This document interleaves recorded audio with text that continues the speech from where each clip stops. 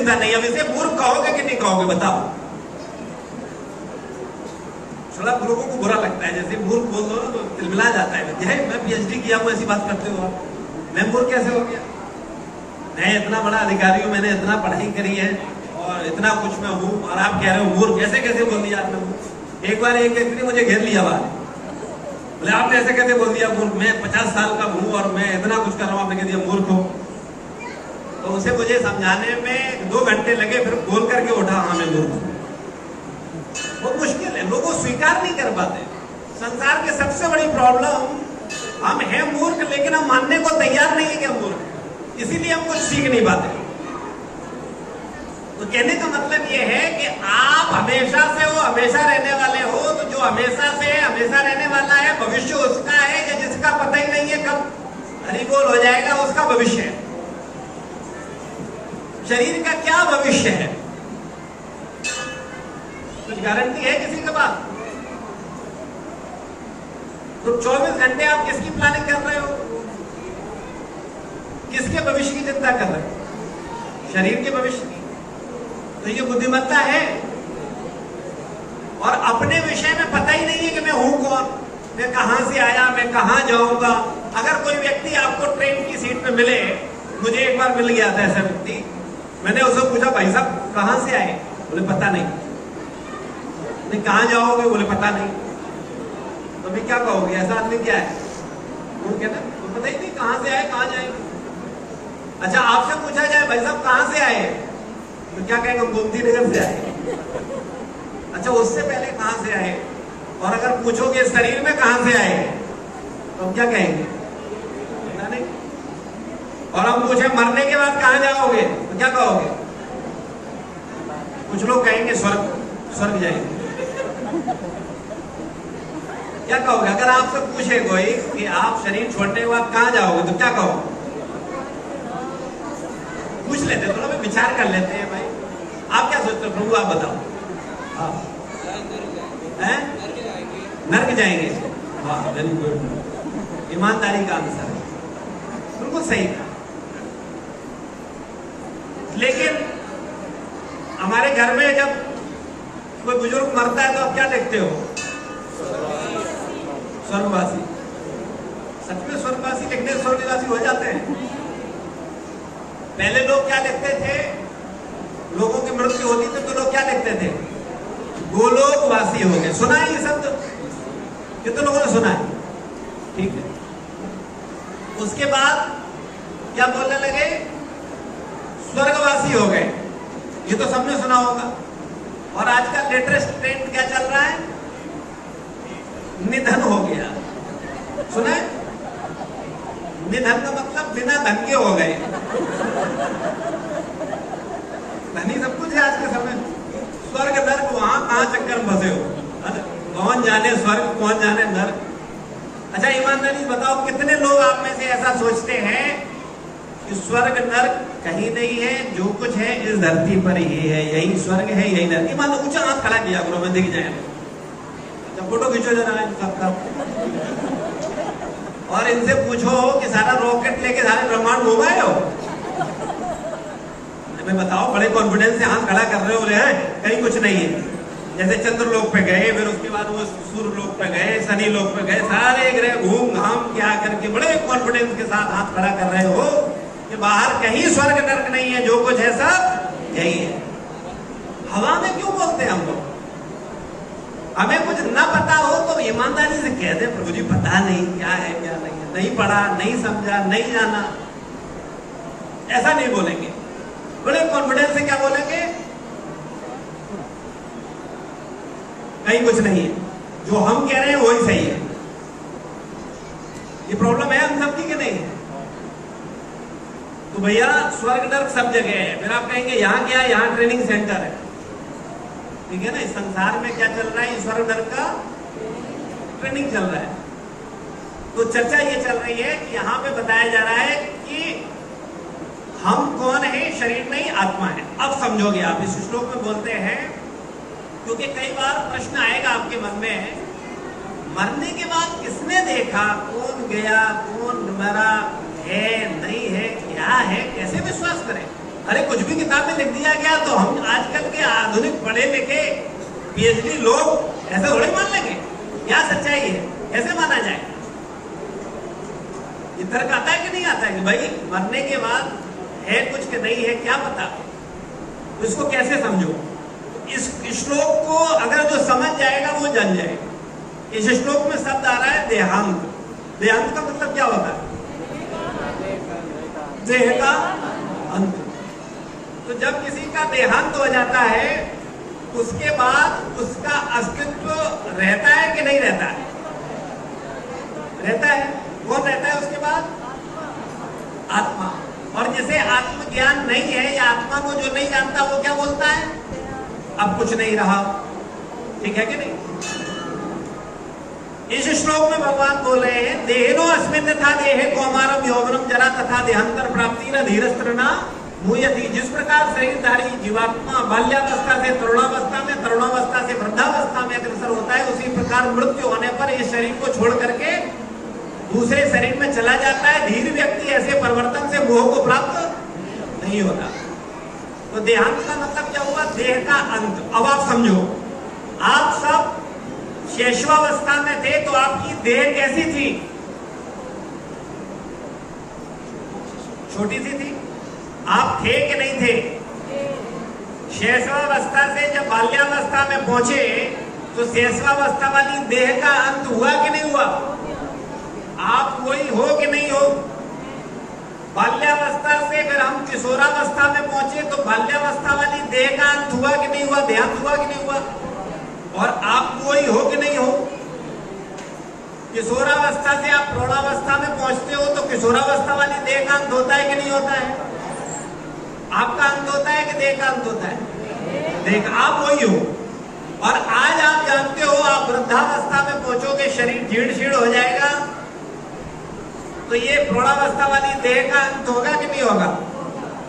और फाइनली जब ये शरीर रहने लायक नहीं रहेगा, जर्जर हो जाएगा, इसमें 50 रोग लग जाएंगे, तो क्या होगा? इसको छोड़ करके दूसरे शरीर में चले जाएंगे। तो देह का अंत होने पर हम एक शरीर से दूसरे शरीर में चले जाते हैं। अब आप तर्क करेंगे कि भैया हमें तो याद ही नहीं है पिछला जन्म। हमें याद होना चाहिए ना कि हम थे तो पूर्व जन्म में थे और हम ये करते थे, हम वो करते थे, हमको पता होना चाहिए। तो मेरा आपसे प्रश्न है, आप में से कितने लोगों को अपने शैशवावस्था की बातें याद है? हाथ खड़ा करो। तो इसका मतलब आप शैशवावस्था में थे ही नहीं। ऐसा है क्या? अरे इतना क्या थे? ऐसे थोड़ी होता है। आपको याद नहीं है तो आप थे नहीं। अब आप थे कह रहे हो तो मैं भी कह रहा हूं तुम इस शरीर से पहले भी थे और इसके बाद भी थे नहीं रहोगे। तो समझना चाहिए हम लोग इस शरीर से पहले भी थे और इस शरीर के बाद भी रहेंगे। ये कोई पैमाना नहीं है कि मैं याद नहीं है। ठीक है ना? अच्छा मुझे बताओ जरा, आप आज से हफ्ते भर पहले दोपहर में 1:30 बजे क्या कर रहे थे? बताओ जरा, बताओ प्रभु जी। हाँ, याद नहीं है तो आप पिछले हफ्ते थे ही नहीं। अच्छा, आप में से कितने लोगों को याद है कि आप माँ के गर्भ में थे? हाथ खड़ा करो। तो आपको याद नहीं, इसका मतलब आप में से कोई माँ के गर्भ में था ही नहीं। ऐसा है क्या? याद नहीं होना क्या ये सही प्रमाणिकता है कि आप पिछले नहीं थे और अगले नहीं रहोगे? क्या मूर्खता है भैया? आप हमेशा से हो, हमेशा रहोगे। पहले कभी बूढ़े मरे थे तब बच्चा पैदा हुआ। अरे दुनिया में बच्चे पैदा हो रहे हैं कि नहीं हो रहे हैं? ये बताओ। अरे थोड़ी बुद्धि रखोगे तो इतनी सरल सी बात किसी भी मूर्ख को समझ में आ जाएगी। और आप लोग तो पढ़े लिखे विद्वान हो। भाई मुझे एक बात बताओ, अगर बच्चे पैदा हो रहे होते और बूढ़े मर नहीं रहे होते तो मैं मान लेता। आप देख रहे हो लोग मर रहे हैं और लोग जन्म ले रहे हैं। अच्छा ये बताओ, पशु पक्षी मरते हैं कि नहीं मरते? वो बूढ़े होते हैं कि नहीं होते? वो जन्म लेते हैं कि नहीं लेते? तो जब सब मर रहे हैं, सब जन्म ले रहे हैं, सब मर रहे हैं, सब जन्म ले रहे हैं, तो इसके पीछे कोई साइंस है कि नहीं है? अभी ये शरीर छूटेगा, उसके बाद आपको कौन सा शरीर मिलेगा? पशु का, पक्षी का, मनुष्य का? कभी विचार किया इस पर? बोले उसकी क्या जरूरत है? भैया मनुष्य शरीर इसीलिए मिला है, ये जानने के लिए। नहीं सोचोगे तो परेशान कोई और होने वाला नहीं है। किसी जंगल में दौड़ रहे होगे, हाँ हाँ हाँ कर रहे होगे, तो शेर बनोगे तो क्या होगा? दौड़ना ही पड़ेगा। या फिर किसी घर में म्याऊं म्याऊं कर रहे होगे, या किसी गली में भूं भूं कर रहे होंगे। हम सबकी यही स्थिति होने वाली है, क्योंकि जब पता ही नहीं है कि मनुष्य जीवन का उद्देश्य क्या है, क्यों मनुष्य शरीर मिला, कहां से आए, कहां जाएंगे, क्या है, ये सारा ज्ञान आपको मिलता है भगवत गीता यथारूप में। कृपया इसको पढ़िए, इसको समझिए, अपना जीवन बदलिए। और अगर आप ऐसा नहीं कर रहे हैं तो आप अपनी आत्महत्या कर रहे हैं। आत्महत्या का मतलब छत से ही कूदना नहीं होता। आत्महत्या का मतलब होता है जो आत्म साक्षात्कार नहीं करता, मनुष्य शरीर पाकर के भी अगर आत्म साक्षात करने का प्रयास नहीं करता तो वो आत्महत्या ही कर रहा है।